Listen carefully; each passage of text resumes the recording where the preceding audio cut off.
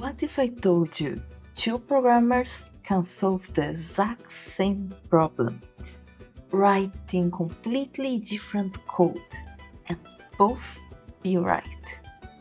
Not just different style, right?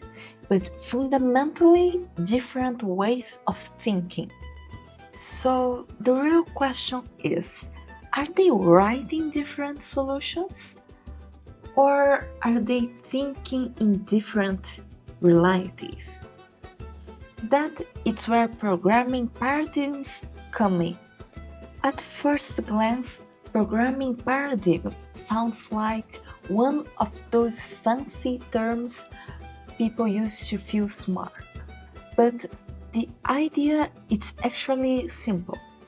A paradigm is just the way you approach solving a problem.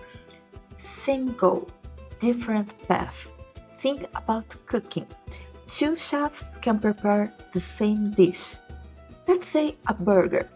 One follows a strict step-by-step recipe. The other focuses on assembling ingredients as independent pieces. Same burger, different mental model. Programming works the same way. You are not changing what needs to be done. You are changing how you think about doing it. Here's something interesting. Computers don't actually care about paradigm. They don't sit there thinking, today I prefer object-oriented code. To a computer, everything becomes the same thing in the end, instructions. So paradigms don't exist for machines, they exist for us. Because writing code in pure machine language would feel like assembling IKEA furniture without instructions in the dark. So, ov- over time, developers created different ways to organize logic, not to help the computer, but to help humans think clearly. In the beginning, programming was brutally direct, binary, ones and zeros, no shortcuts, no abstractions. Then came assembly, a tiny step toward readability, still painful, just slightly less painful. But the real shift happened when people start asking, what if we stop telling the computer every tiny step and start grouping actions together? That's where procedural programming showed up. Instead of chaos, you now had structures, functions, steps, order. It was like turning a messy kitchen into a recipe book. But even that wasn't enough. Because as systems grew, something became obvious. We weren't just dealing with actions, we were dealing with things, users, orders, products. And that's when programming took another leap. Object-oriented programming didn't just organize code, it changed how developers see the world. Now, instead of thinking, what steps do I execute? You start thinking, what entities exist and how do they behave?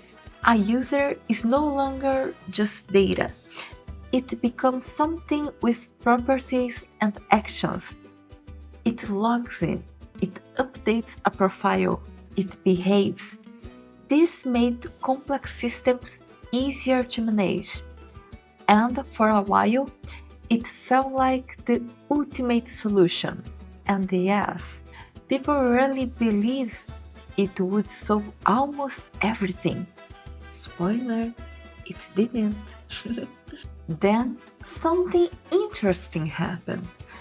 Developers started going in the opposite direction. Instead of modeling the world with objects, They focus purely on data and transformations. This is where functional programming comes in. No hidden state, no unexpected change, just input, transformation, output. Like a vending machine. You press a button, you always get the same snack. No surprise. And in a world full of complex systems, predictability is powerful. Here's the part most beginners miss. These paradigms aren't enemies. They're not competing teams. They're tools and modern programming languages. And modern programming languages, they don't force you to pick just one. They let you mix approaches, use objects where it makes sense, use functions when clarity matters. The real skill isn't choosing a favorite paradigm, it's knowing when to use each way of thinking. Fun fact, some of the ideas behind functional programming are actually older than object-oriented programming. They just become popular later, when computers finally got powerful enough to handle them efficiently. So, in a way, the new trend is actually an old idea, coming back stronger. Let's quickly connect the dots. Programming paradigms are ways of thinking, not a language. They define how you structure a solution. They evolved to make code easier for humans to understand, and today most developers use a mix of them. Different mindset, same goal, solving problems. Now, I'm curious, which way of thinking feels more natural to you? Do you prefer step-by-step logic, objects, interacting, or clean, predictable transformations? Drop your answer in the comments.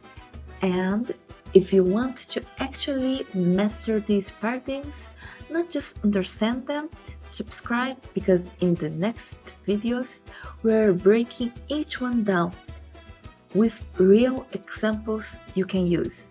See you in the next one.